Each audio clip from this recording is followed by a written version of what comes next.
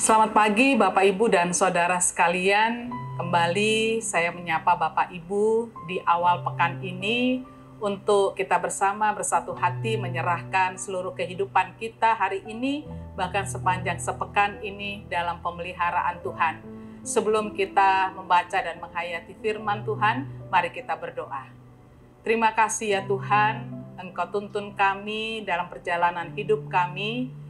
Di pekan yang baru kami mau Tuhan sertai dengan firman-Mu, kami dikuatkan, kami diyakini bahwa Tuhan selalu campur tangan dalam hidup kami. Bersabdalah ya Tuhan, kami umat-Mu sedia mendengar. Amin. Bapak, Ibu, dan Saudara, pagi hari ini saya mengajak kita semua untuk merenungkan firman Tuhan berdasarkan Roma pasal 12 ayatnya yang ke-12. Roma pasal 12 ayat 12 mengatakan, bersukacitalah dalam pengharapan, sabarlah dalam kesesakan, dan bertekunlah dalam doa.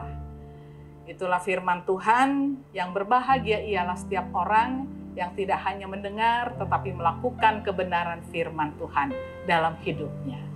Bapak, Ibu, Saudara-saudara, berbicara tentang kekhawatiran. Pastilah semua manusia mengalaminya. Yang membedakan mungkin adalah seberapa besar kekhawatiran itu atau seberapa mampu kita mengelola kekhawatiran itu. Tidak berlebihan, tetapi ada, walaupun itu kemudian kita kelola dengan baik. Bapak, Ibu, dan Saudara, berkaitan dengan kekhawatiran yang terjadi dalam kehidupan kita, apa yang harus kita lakukan supaya kita tidak semakin terpuruk dalam hidup ini oleh karena kita tidak mampu mengelola kekhawatiran itu dengan baik. Apapun situasi yang saudara hadapi saat ini, saudara harus berani untuk mengintervensi hati dan pikiran saudara bahwa kekhawatiran itu harus diupayakan sekecil mungkin diganti dengan kepercayaan. Hal ini dimulai dari pagi ini dengan kita duduk diam, tenang bersama menikmati hadirat Tuhan.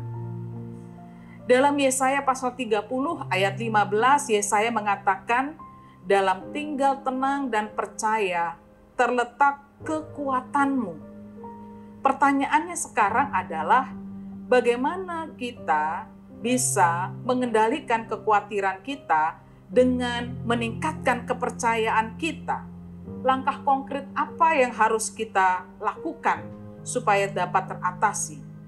Rasul Paulus dalam bacaan kita dalam Roma 12 ayat 12 tadi mengatakan, bersukacitalah dalam pengharapan, sabarlah dalam kesesakan, dan bertekunlah dalam doa. Nasihat tersebut nampaknya sangat klise ya. Ucapannya ya begitulah, kebanyakan kata-kata yang menghibur kita. Tapi memang begitulah cara Allah untuk menyatakan kuasanya bagi kehidupan manusia yang mau menuruti dan mau menindaklanjutinya, maka disitulah ia mendapatkan kekuatan tersebut. Pertama, bersukacita dalam pengharapan. Orang yang sedang menghadapi kekhawatiran disuruh sukacita. Ini kan sesuatu yang bertolak belakang ya Bapak Ibu ya. Tapi Paulus tidak menyuruh kita untuk bersukacita dalam kekhawatiran, tetapi bersukacita dalam pengharapan. Jadi walaupun ada 1001 alasan untuk kita khawatir dalam hidup ini, buatlah 2002. Jadi tadi 1001, ini 2002 alasan kita untuk berpengharapan. Sehingga pengharapan itu makin nyata, bukan semakin gelap pikiran kita menjadi semakin rumit. Itulah artinya merayakan pengharapan yang Paulus katakan. Kedua, sabar dalam kesesakan. Seandainya pertolongan Tuhan tak kunjung datang, kekhawatiran malah berubah menjadi kesesakan, maka berjuanglah untuk bertahan. Sabar dalam kesesakan adalah kualitas tertinggi dari keyakinan kita kepada Allah. Maka dari itu, ibu bapak dan saudara-saudara yang Tuhan Yesus kasihi, dalam bersama dengan Tuhan dalam perjalanan hidup kita, maka sinar sabdanya menjadi pelita, menjadi suluh bahwa Tuhan di sampingku dan tetap membimbing serta membuat umatnya percaya. Maka Bapak, Ibu, dan saudara-saudara yang Tuhan Yesus kasihi, marilah kita terus berpengharapan di dalam Tuhan.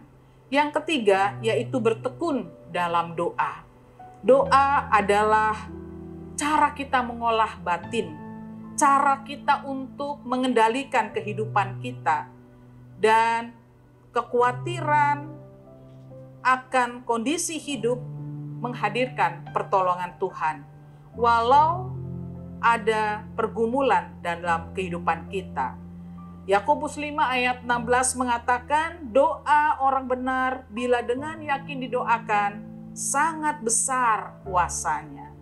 Maka sebab itu doa menjadi memungkinkan kita untuk menempatkan Allah mengintervensi kehidupan kita. Bapak, Ibu, dan saudara-saudara, itulah 3 cara yang Rasul Paulus bagikan kepada kita pagi hari ini untuk memberikan optimisme selalu ada dalam kehidupan kita. Jalan ke depan masih Tuhan bentangkan kepada kita. Kita belum tahu apa yang akan terjadi esok, lusa, minggu depan, dan seterusnya. Terlebih di tengah pandemi yang masih menjadi kekhawatiran kita semua. Kita tentu tidak menginginkan bahwa kita terus dirundung oleh kekhawatiran dan ketakutan. Tetapi marilah dengan bersukacita, dengan mengandalkan Tuhan dan tekun berdoa, maka segala tantangan dalam hidup ini Tuhan akan selalu beserta dengan kita. Marilah Bapak, Ibu, dan Saudara, kita jalani pekan ini dengan terus menghadirkan hadirat dan kuasa Tuhan. Maka apapun bentuk pergumulan hidup yang kita alami, Tuhan akan selalu menopang kita. Amin. Mari kita berdoa. Terima kasih ya Allah, kami sudah menikmati sapaan-Mu di pagi hari ini yang memberikan semangat dan optimisme bagi kami dalam menjalani hari-hari kehidupan kami. Ajar kami untuk terus bertekun, mengendalikan kekhawatiran, ketakutan kami di dalam doa. Disitulah kekuatan baru Tuhan berikan. Kami serahkan kehidupan kami, keluarga kami, orang-orang terkasih, bahkan siapapun Tuhan, umat-Mu di dunia, di dalam penyertaan Tuhan. Jaga dan lindungi kami, topanglah kami senantiasa. Dalam nama Tuhan Yesus, kami mau serahkan kehidupan kami. Amin.